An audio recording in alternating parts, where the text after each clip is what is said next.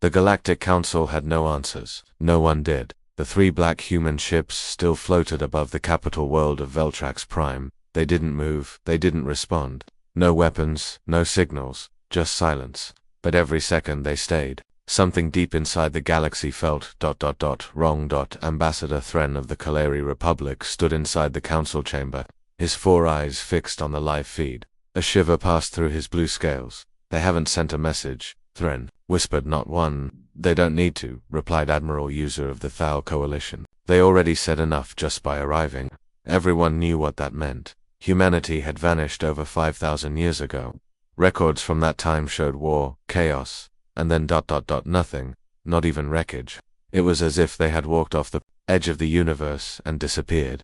Now they were back, and they weren't the same. Aboard the observation platform above Veltrax, a diplomatic team had gathered. The humans had requested a meeting, but not with words. They transmitted a burst of data, pure energy, directed into the neural implants of the Watchers, out of caution. Only one being volunteered to meet them face to face, Ambassador of the Kel Dominion, a species known for their psychic shields and fearless diplomacy. Jaren entered the chamber with calm confidence. The human was already waiting. It stood still, 7 feet tall, pale skin, glowing lines across its veins, no hair. Its eyes were dark, and they didn't blink. It wore no armor, no visible tools, just a long dark robe with a single symbol glowing on the chest, an infinity loop with a crack down the center. Identify yourself, Jaren said in perfect standard galactic. The human tilted its head, then stepped forward.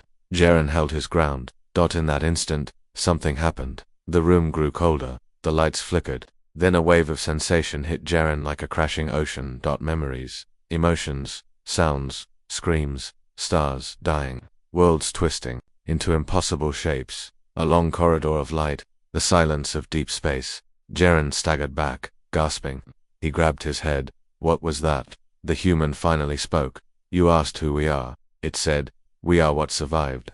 What adapted, what returned. Its voice echoed not in the ears, but inside the brain. Jaren tried to speak, but his mouth was dry.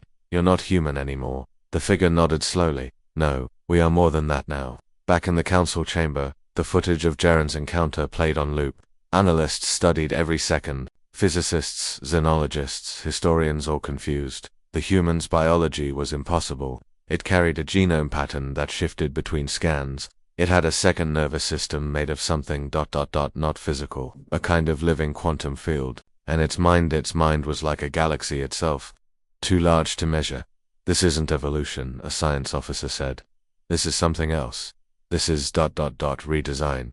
They redesigned themselves, Thren asked. Or something redesigned them, the officer answered quietly. That line chilled everyone in the room. In the outer rings of Veltrax, rumors had already begun. Some claimed the humans had found a way to become gods. Others believed they had merged with ancient machines buried in the edges of the universe.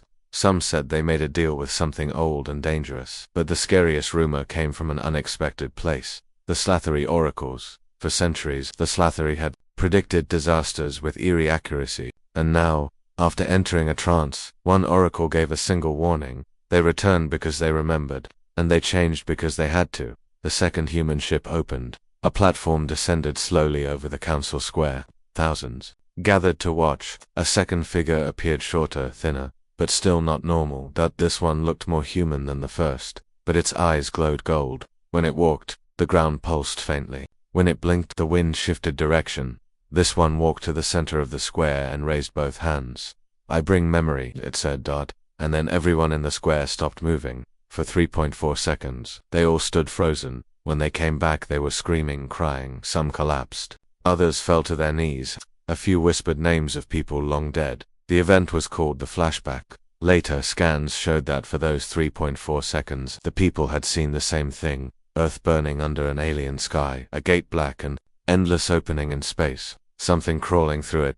Then silence. Jaren recovered enough to send one message to the council before falling unconscious. They didn't evolve in isolation. They were shaped, taught, hardened. They didn't just survive. They changed to hold something back, and now they brought it with them. The council declared an emergency, but it was too late. Across multiple sectors, human, ships-long, dormant vessels buried in space, dust reactivated on their own. Not all were crude. Some were biological, some were living signals. In the Aroni system, an old human station woke up and transmitted this phrase on loop. They left not because they lost, they left to protect us from themselves. Later, that night, on Veltrax Prime, a child of the Torvari species screamed in her sleep. Her mother ran in to check on her. The child's eyes were glowing blue. I saw them, she whispered. I saw what they became. What did you see? Her mother asked. The girl shook. They don't sleep, they don't die, they remember everything. She pointed at the sky. And they're not done yet.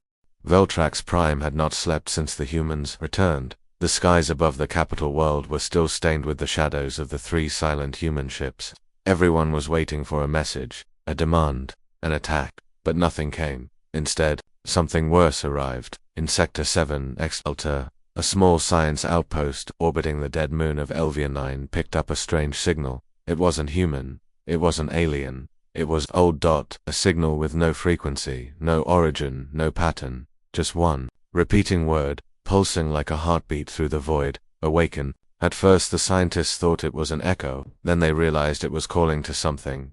And then the stars began to flicker. Captain Nara, Vex of the Imperial Scout frigate Glass Lantern, was the first to see them. Her ship was patrolling the outer edge of the galaxy's fringe, near the forgotten system of Atrian. Nothing had lived there for millions of years.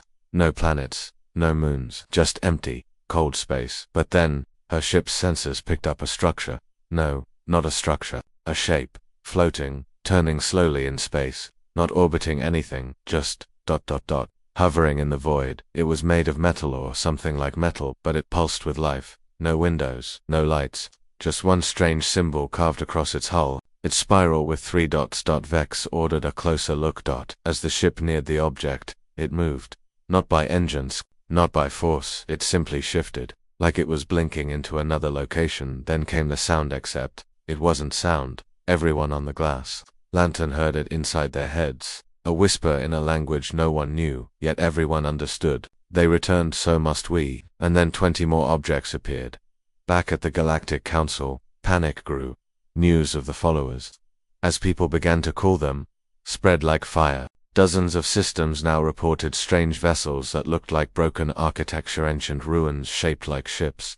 They didn't respond to hails, they didn't attack. But every time one appeared, machines began to fail. AI went silent. Starships lost control of their navigation. Some entire planets lost all wireless communication. But the worst thing, these strange ships didn't follow their own path. They followed the humans. Wherever the returned human ships floated, the followers began to arrive soon after, like shadows crawling behind the light. They brought something back with them, whispered High Archivist Jelkai. Not weapons, not allies, echoes. What kind of echoes? Thren asked. Jelkai only showed him a single line of decoded transmission.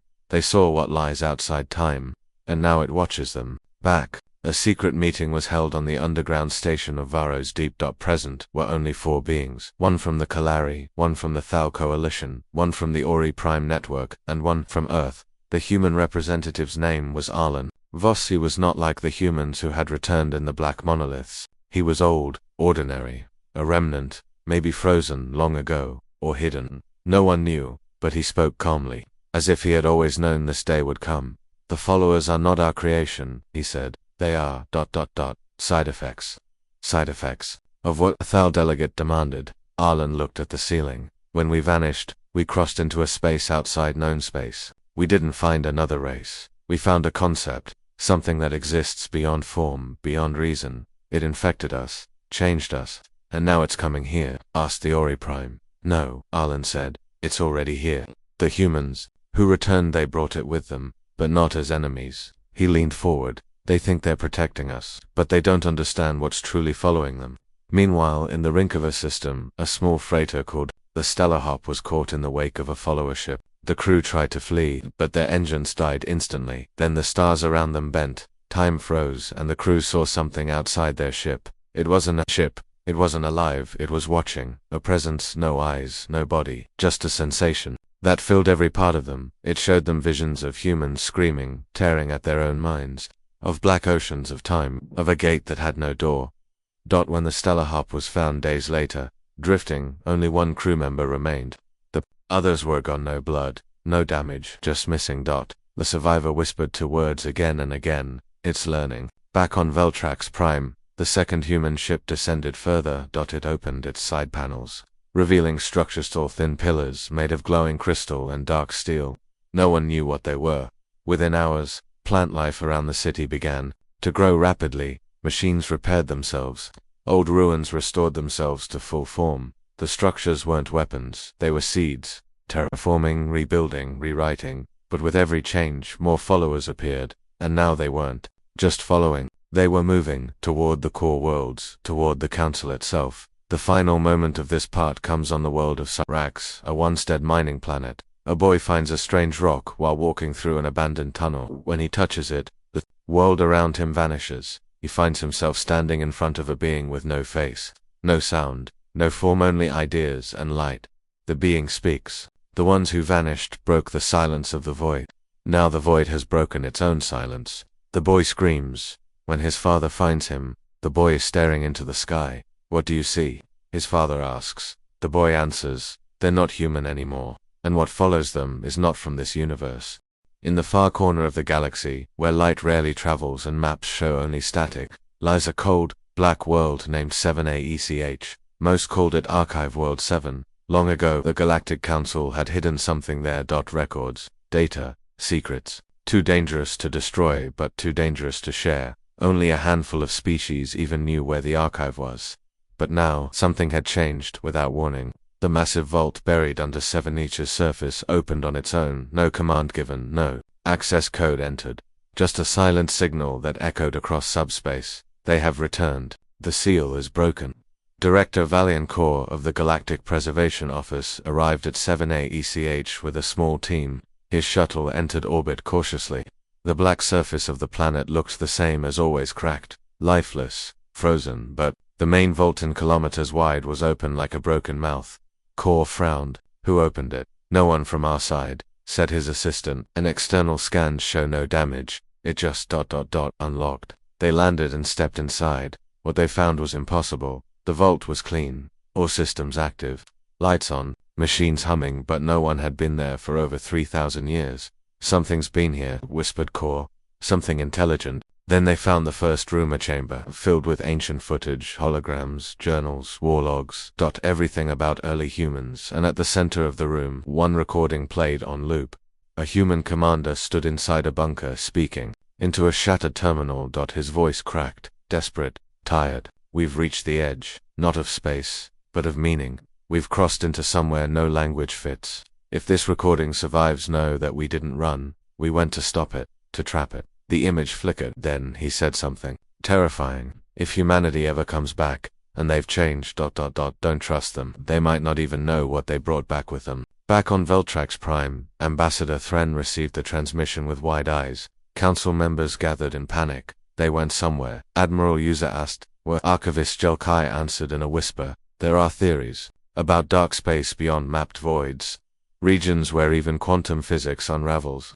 Places older than our dimension." "You mean myths?" said another counselor. "No," Jelkai said. "I mean the places our ancient empires agreed never to explore." Silence fell. Meanwhile, on Archive World 7, Core's team moved deeper. One room showed ancient star chart routes taken by early human deep space fleets, but several paths ended in blank spaces labeled only as Project Exodus Contact, lost in the final chamber. They found something chilling. A massive crystalline slab, 6 meters tall, with human handprints carved across it. Burned into the center was a warning. "They sealed something in us. We are the lock. If we break, the door opens." Suddenly, the walls began to hum. The archive was waking up, not just in lights or motion but in memory. The walls played sound, screams, shouts. Then, chanting in a voice not known to any species, one word repeated, "Return." Core backed away, shut it down. "We can't," said the assistant. "It's running on a code we've never seen before. It's learning." Then the crystal slab cracked. A single thread of golden light spilled out. Core stared into it and saw something impossible. The moment humanity crossed into the outer dark, he saw their ships flying beyond the galactic edge. He saw black oceans of thought, folding across realities. He saw them change physically, mentally, spiritually. He saw something climb into them, and he saw it smile. Then the vision ended. Core collapsed, bleeding from his eyes. He spoke only once before going unconscious. They didn't come back alone, they came back as the cage. Elsewhere, new events began. Ships across the galaxy started receiving fragments of ancient human messages, pieces of prayers, confessions, code. In the Frel Dominion, a deep space telescope caught a glimpse of something horrifying. A world once dead and broken, now completely reformed, glowing. Alive.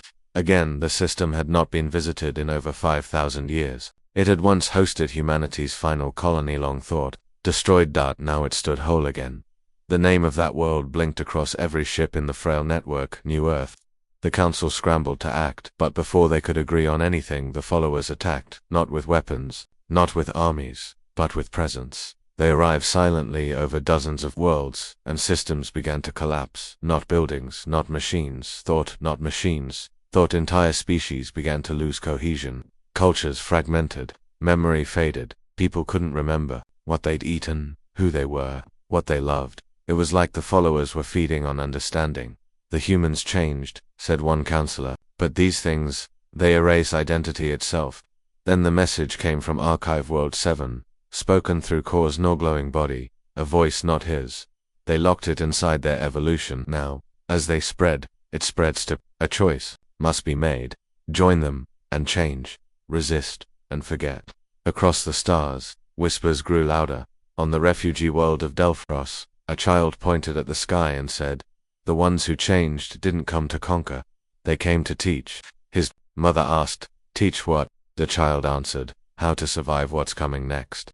The stars were changing. Not their light, not their movement, but their meaning. For billions of years, stars were just nuclear fires, heaters of planets, birthplaces of life. But now, they were waking up, and the humans, those who returned, whispering to them. In the orbit of the old mining world Relkar 5, a new human ship arrived. It was unlike the first three.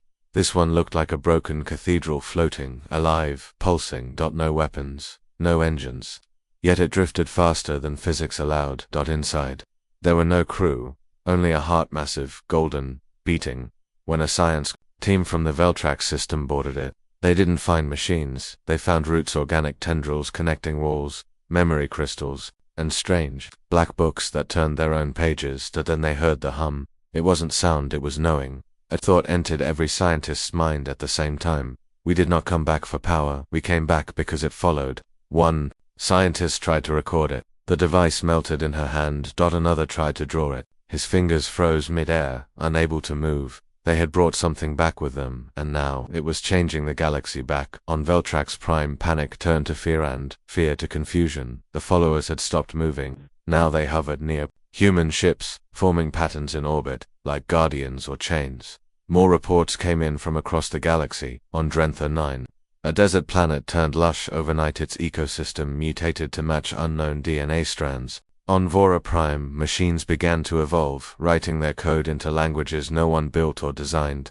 On Arata, the moon itself cracked open, revealing a city older than light itself. Human symbols were carved into the stone. None of these were attacks, but none of them were normal. "What are they doing?" asked Counselor THRN. No one answered until a human stepped forward again. This time, he had a name, Aiden. He wasn't tall like the first one. He didn't glow. He looked human. Except for his eyes. They had no whites, just galaxies spinning. Inside. He entered the council uninvited. Security tried to stop him. They simply stopped moving. Frozen in time, Aiden walked to the center of the chamber and spoke. "You want answers, you want peace. But peace is not the goal. Survival is. We went beyond the edge. We didn't find gods. We didn't find monsters. We found truth. A truth so big, it bent our species until we could carry it." He raised his hand, and a small orb of light floated above his palm. Inside it was a memory. It showed Earth 5,000 years ago, burning not from war, but from awakening. Something inside us called to something outside the universe. We opened the gate. We saw what should not be seen. It saw us back, so we made ourselves into a shell, a container. We became the cure. Aiden looked at them all. But cures evolve, so did we. Back in Archive World 7, the glowing crystal finally shattered completely. What emerged was not a weapon, not a virus. It was a star map, but alive. It pulsed like a brain, and it showed points of light every world that had touched the truth. Every place humanity had prepared. For what? For awakening. At that same moment, Hundreds of stars began to pulse in rhythm, a pattern, something ancient species had feared for centuries, but never understood. The pattern of becoming. In ancient lore, it was a prophecy that one day thought would become matter, ideas would birth reality, and the species who unlocked it would remake the galaxy. Now the humans were unlocking it, and it was spreading. Meanwhile, on the dark world of Craven, a priest of the cult of the empty flame stood under the sky, had spent his life worshipping nothingness, believing the void would one day consume all. Now he saw a glowing human being descend from the sky. She touched the ground, and flowers bloomed in her footsteps, each one singing softly in a language unknown. "You were wrong," she said to the priest. He fell to his knees. "What are you?" he asked. Her voice echoed in his soul. "We are what came back. We are not what left. We carry the key, and soon the lock will break." In secret, some council races began to change, not willingly, just by proximity. Some grew faster, some gained telepathy, some began to dream of things that hadn't happened. Yet that it was as if reality itself was bending. Was this a gift, or a virus? Then the final clue appeared on a broken satellite near the ruins of old Earth's moon. A message written in looping symbols, burned into the hull by light. "This is not invasion. This is activation. The galaxy is waking up." Back at the council, Aiden gave them one last truth. "We did not bring back a creature. We brought back a state of being. One that the galaxy forgot. One we remembered." He placed a single crystal on the council floor. It glowed with a heartbeat. "You can try to stop us, but the process has already begun. This is not conquest. This is resonance." And with that, he vanished into light. The crystal kept pulsing. And somewhere across the stars, another star went dark, not destroyed, transformed. The stars were changing. Not their light, not their movement, but their meaning. For billions of years, stars were just nuclear fires, heaters of planets, birthplaces of life. But now, they were waking up, and the humans, those who returned, whispering to them. In the orbit of the old mining world Relkar 5, a new human ship arrived. It was unlike the first three. This one looked like a broken cathedral, floating, alive, pulsing. No weapons, no engines. Yet it drifted faster than physics allowed. Inside, there were no crew, only a heart, massive, golden, beating.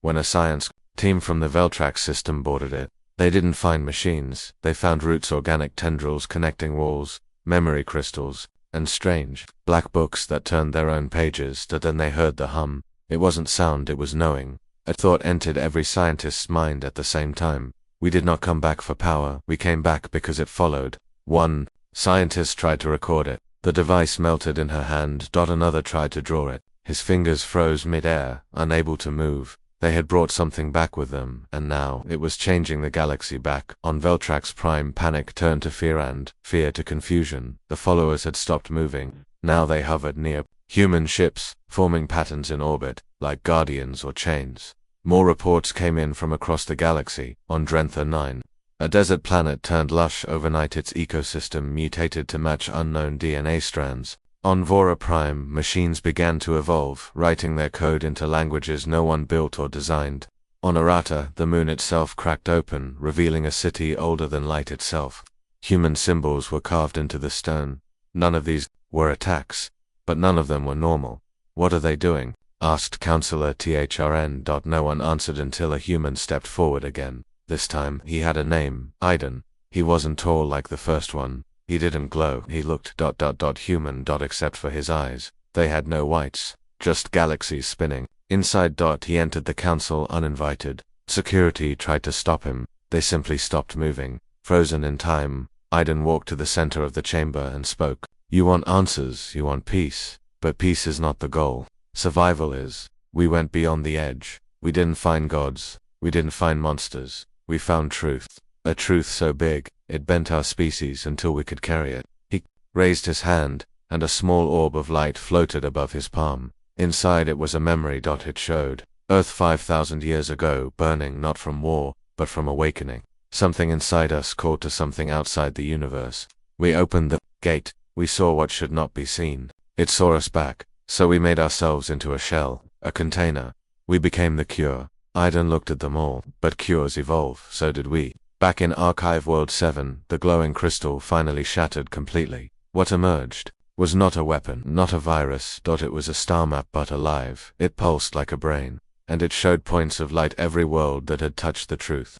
Every place humanity had prepared. For what? For awakening. At that same moment, hundreds of stars began to pulse in rhythm, a pattern, something ancient species had feared for centuries, but never understood. The pattern of becoming. In ancient lore, it was a prophecy that one day thought would become matter, ideas would birth reality, and the species who unlocked it would remake the galaxy. Now the humans were unlocking it, and it was spreading. Meanwhile, on the dark world of Craven, a priest of the cult of the empty flame stood under the sky, had spent his life worshipping nothingness, believing the void would one day consume all. Now he saw a glowing human being descend from the sky.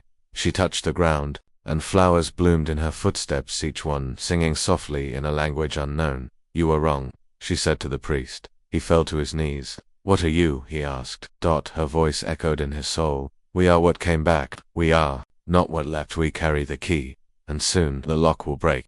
In secret, some council races began to change, not willingly, just by proximity. Some grew faster, some gained telepathy, some began to dream of things that hadn't happened. Yet that it was as if reality itself was bending. Was this a gift, or a virus? Then the final clue appeared on a broken satellite near the ruins of old Earth's moon. A message written in looping symbols, burned into the hull by light. "This is not invasion. This is activation. The galaxy is waking up." Back at the council, Aiden gave them one last truth. "We did not bring back a creature. We brought back a state of being. One that the galaxy forgot. One we remembered." He placed a single crystal on the council floor. It glowed with a heartbeat. "You can try to stop us, but the process has already begun. This is not conquest. This is resonance." And with that, he vanished into light. The crystal kept pulsing. And somewhere across the stars, another star went dark, not destroyed, transformed. The humans thought they had returned, but now it seemed something else had returned with them. For weeks, the galaxy watched their strange miracles, stars healing, planets changing, machines evolving, but beneath every transformation was a whisper, a sense, a presence, something wrong, something hiding, and on the edge of known space. It was no longer hiding. It had a name, but no mouth to speak it, a shape, but no body to contain it. It had followed them back from where no light returns, and now it was awake. On the council moon of Hyrule X, an emergency session was underway. The human named Aiden had vanished, leaving behind a crystal that still pulsed, now faster like a countdown. Counselor Thren paced in fear. They said they changed. They said they evolved, but they never said why. Archivist Jelkai, pale and trembling, held an ancient scroll, shaking his head. They were not running from extinction. They were running from infection. "What kind of infection changes stars?" Thren asked. "The kind that infects truth itself," Jelkai whispered.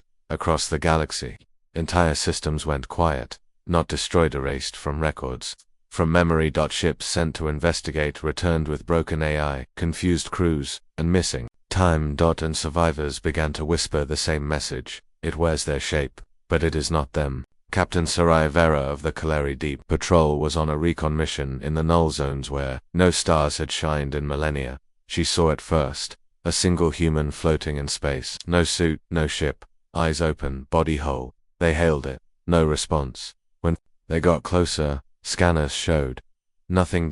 No organs, no bones, just an idea shaped like a man. Then it moved, not by motion but by reality bending around it. And Sarai saw for 1 second what hid beneath the human form. It was endless, hungry, watching, a storm of thought, a language of madness. Her second officer looked at it and screamed until his mind collapsed. They tried to fire. The ship's weapons melted. Then came a voice, not from outside, but from within. "They are the door. I am what waits behind it." Then the vision ended.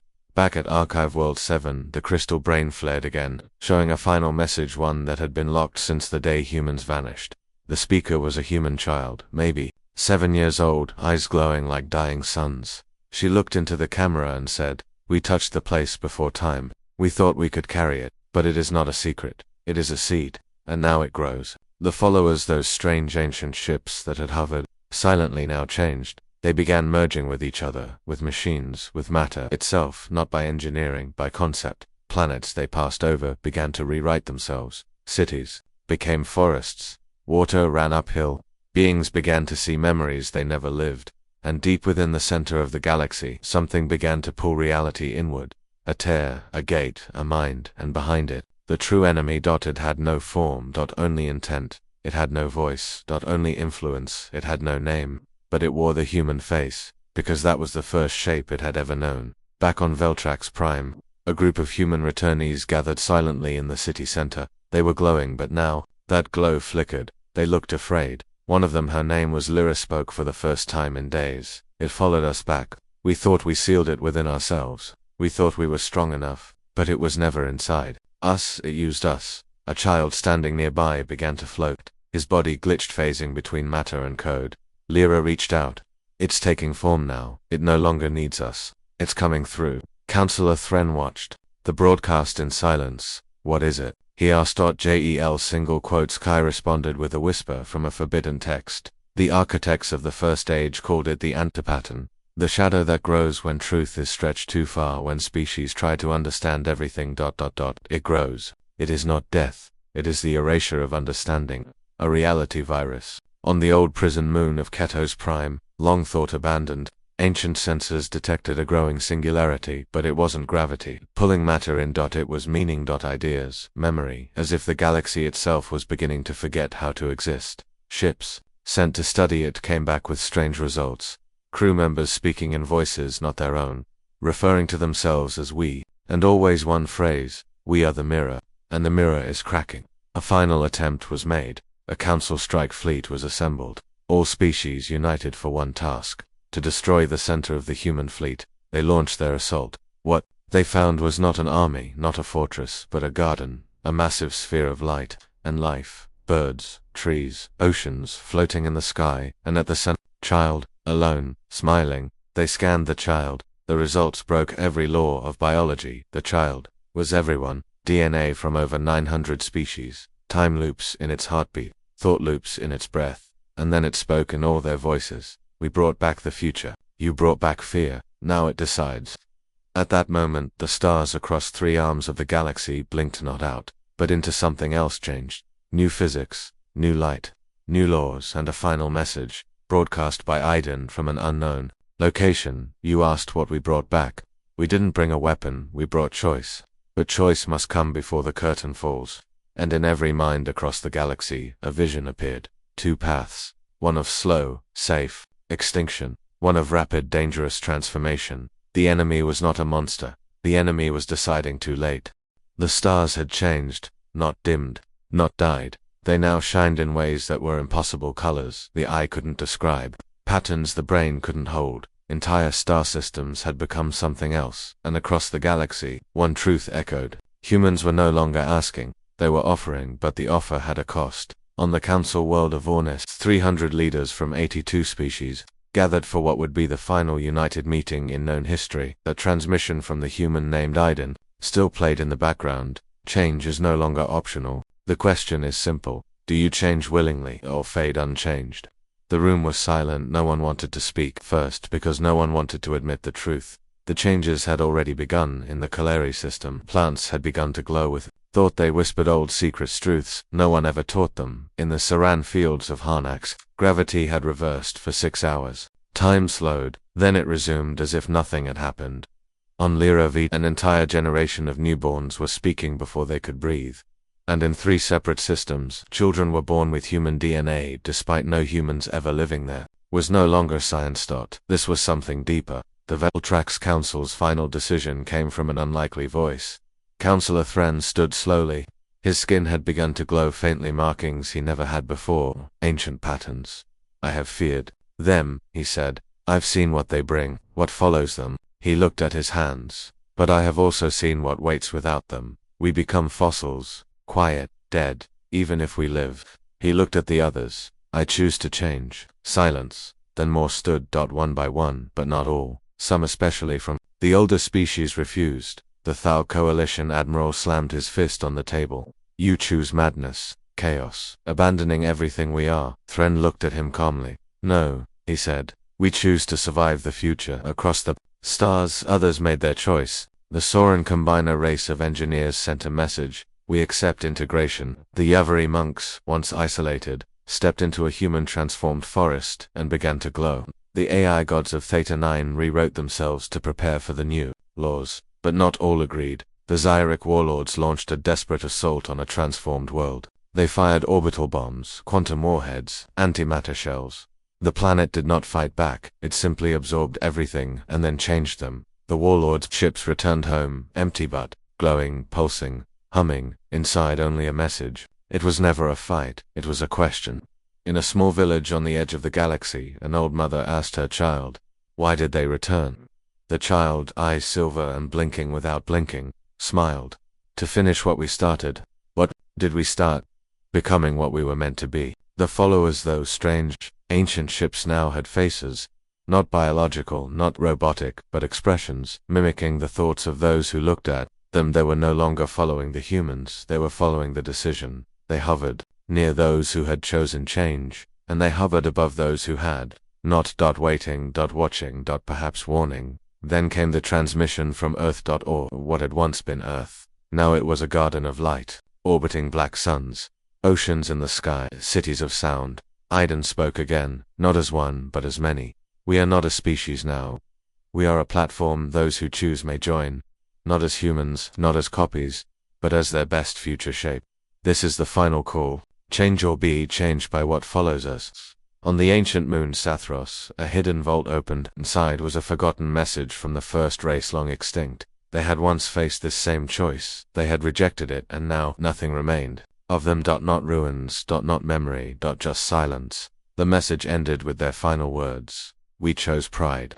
It chose silence." In the council, the votes were tallied. 62 species chose change. 14 chose to resist. 6 refused to decide. And in the silence that followed, the crystal left by Iden shattered, not with sound, with understanding. And every being in the chamber saw the same vision, a galaxy on fire, then a galaxy reborn, then a hand reaching through time, pulling all species into the light, and a whisper, "This is not the end. This is the start of something no mind has ever dared to hold. This is the path beyond sentience." On one distant station, an old alien general stood on a balcony, watching the sky twist with new stars. He said to no one, "We always feared monsters." He paused. "But maybe we were just afraid of becoming something else." A new light filled the galaxy. It was not from stars, not from ships, not even from the humans who had returned. It was from change itself. Species were transforming not by force, but by resonance, by being near the ones who had crossed the boundary, by hearing the voices of those who had gone beyond. And through it all, one message echoed in every world, in every language. You are no longer alone in the future. On Veltrax Prime, the once proud capital of the old galaxy, the last council meeting was held. Not in chambers, but in open sky. The buildings had grown literally. Stone had turned to crystal. Air shimmered with thought. Councillor Thren stood at the center, not glowing like the changed humans, but not fully unchanged either. He had begun to remember dreams he never had, and see colors not found in any spectrum. "We have voted," he said, "but votes are dust now." He turned to the sky, where the human ship, or what was once a ship, hung like a living star. "We chose transformation."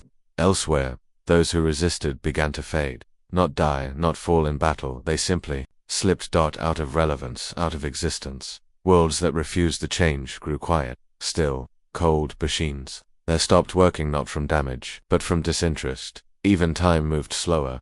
It was as if the universe itself was choosing, not good or evil. Not right or wrong. Just becoming. On the edge of the spiral arm, a single message came from the world called New Earth. Iden appeared one final time, but he was no longer one being. He was a stream of forms, voices, lights, and thoughts held in a human shape only for comfort. He looked into the camera and spoke. "You feared what we became. We feared it too. But then we understood we were not becoming gods. We were becoming ready, not to rule, not to conquer, but to meet what lies beyond the final layer of reality." In a hidden sector of space, black and gold gates began to open.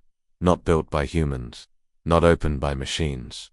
These were natural laws, twisting themselves into doors. Through them came things never seen before, entities that did not eat, or breathe, or think like anything the galaxy knew. But they did not attack. They paused, then waited, and then bowed, not to destroy but to acknowledge. They had been waiting for someone to open the right door, and humans had become the key.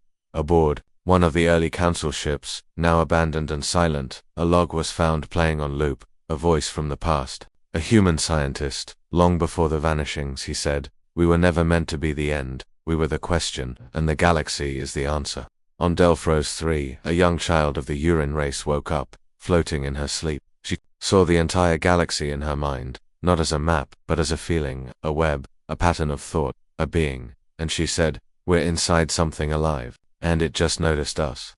That was the final truth. The humans had not changed alone, their return had woken the galaxy itself. Maybe it had always been alive, or maybe enough thought, over billions of years, had finally made it self-aware, and when humans went beyond the edge they didn't find a god, they found the mirror. They looked into it, and something looked back, and it asked them the one question every species fears: what do you want to become? The last transmission from human space came not as a voice, but as a wave of light that had hit every system that had accepted the change. In an instant, time slowed and stretched. Thought became shared, history past and future folded into a single moment, and every being who accepted it heard one final truth. We are not what we were, but we remember, and we carry your names forward. You were never less, you were always the start. On the dark moon of Sakar, a statue was found, not built, grown, that showed all species standing side by side. At the top, a human hand stretched toward something unseen. On the base, only 3 words: together we changed.